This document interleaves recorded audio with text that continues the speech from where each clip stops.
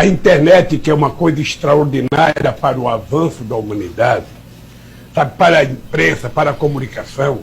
Ou seja, com a internet você não fica ouvindo apenas matéria, você interage com ela, você vira repórter, você faz perguntas. Sabe o que acontece? É uma coisa muito interessante, mas tem que ter um limite. Então, você tem que ter uma regulação. E nós, então, vamos tentar fazer uma regulação. Aqui em São Bernardo do Campo, o meu filho, eu comprava um tênis, ele tinha que raspar o tênis na sarjeta para ir para a escola com um tênis parecendo velho, para outro não roubar. Ora, eu não posso achar que esse moleque que roubou é simplesmente um bandido. Porque se a gente achar que um jovem de 15 ou 16 anos já é bandido, a sociedade não tem solução. Eu não posso ver mais jovem de 14, 15 anos assaltando e sendo violentado, assassinado pela polícia, às vezes inocente, ou às vezes porque roubou um celular. Pra quem que rouba celular para vender, para ganhar um dinheirinho. Depois vão tomar cerveja junto. E pro povo que anda a pé? Será que um assaltozinho na rua que ele mora não é melhor ou imprescindível?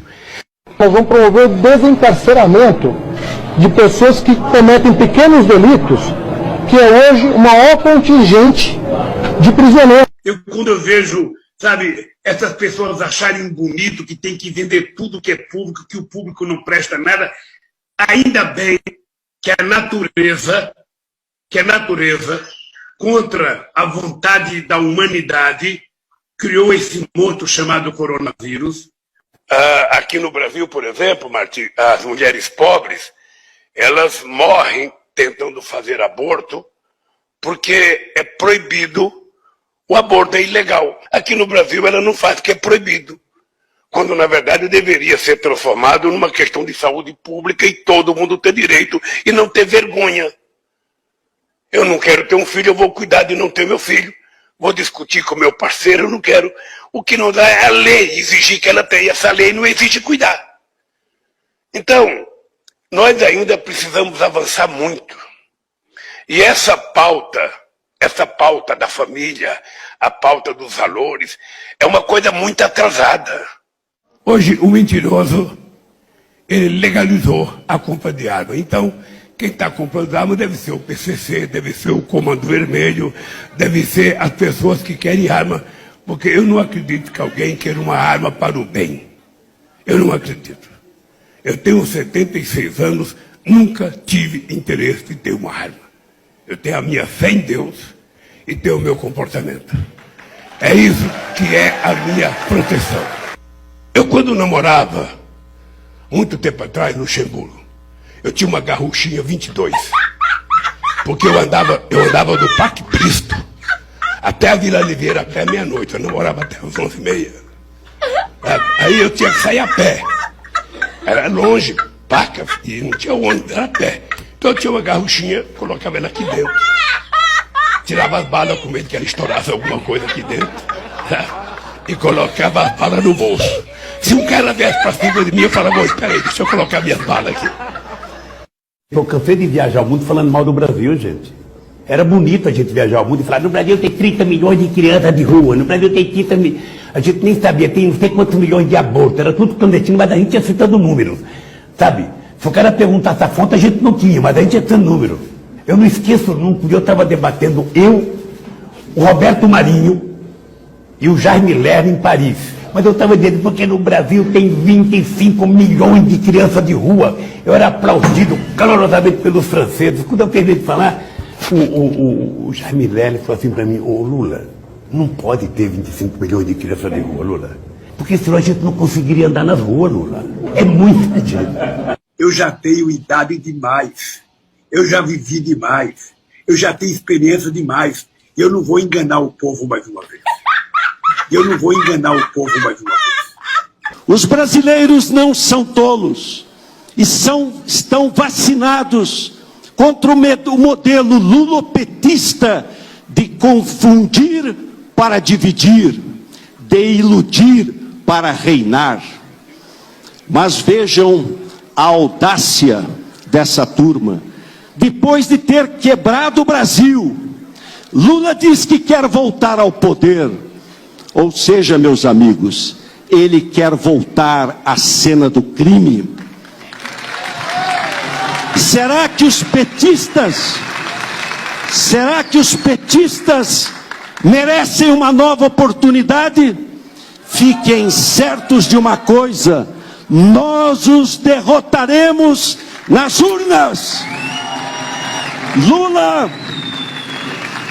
Lula será condenado nas urnas pela maior recessão da nossa história. As urnas os condenarão pelos 15 milhões de empregos perdidos, pelas milhares de empresas fechadas, pelos sonhos desfeitos, pelos negócios falidos. As urnas o condenarão pela frustração dos projetos de milhões de famílias levadas ao desespero, por ter sucateado a nossa saúde, atentado contra a saúde dos brasileiros. As urnas os condenarão pelo desgoverno, pela destruição da Petrobras. A Petrobras, ao longo de 14 anos de PT, se endividou em aproximadamente 900 bilhões de reais. Fruto de desmandos, refinarias começaram a concluídas, entre tantas outras coisas. Esses 900 bilhões de reais daria para fazer 60 vezes a transposição do Rio São Francisco. Ou seja, o povo nordestino sofreu por falta d'água por causa de corrupção do seu governo. Mais ainda, esse montante é equivalente a 120 vezes o orçamento do Ministério da Infraestrutura. Eu estou falando isso para que você tenha noção do tamanho da corrupção somente na Petrobras. E delatores devolveram 6 bilhões de reais. Ou seja, corrupção houve. Ô, presidente Lula, o senhor quer voltar ao poder para quê? Para continuar fazendo a mesma coisa na Petrobras? Por obras inacabadas e abandonadas. As urnas os condenarão por incitar o maior conflito entre os poderes da história recente, por nos ter posto na vexatória posição de lanterna no cenário internacional. As urnas o condenarão por ter sequestrado a esperança da nossa juventude, por jogar brasileiros contra brasileiros, para no final atirar pela janela a autoestima de todos nós. As urnas condenarão Lula, meus amigos, por ter sido o grande responsável de uma década perdida. Registre-se os esforços do atual governo, que pouco a pouco começa a reversão da tragédia econômica a que o país foi colocado. O Brasil está diante de uma escolha histórica e o seu voto decide para onde vamos. O seu voto pode evitar o caminho do caos. Está também em suas mãos evitar que a corrupção e a roubalheira voltem a comandar o país. Evitar que o PT volte a quebrar o país. Seu voto pode evitar um novo desastre para o Brasil, para nós brasileiros, para nossos filhos e netos. Daqui a poucos dias o Brasil vai escolher quem vai disputar a presidência, que um voto errado pode nos trazer muitos anos de prejuízo, assim como aconteceu com Dilma. Não podemos andar para trás nem errar de novo. Se você não quer eleger o PT, não vote errado. Juntos vamos derrotar o PT.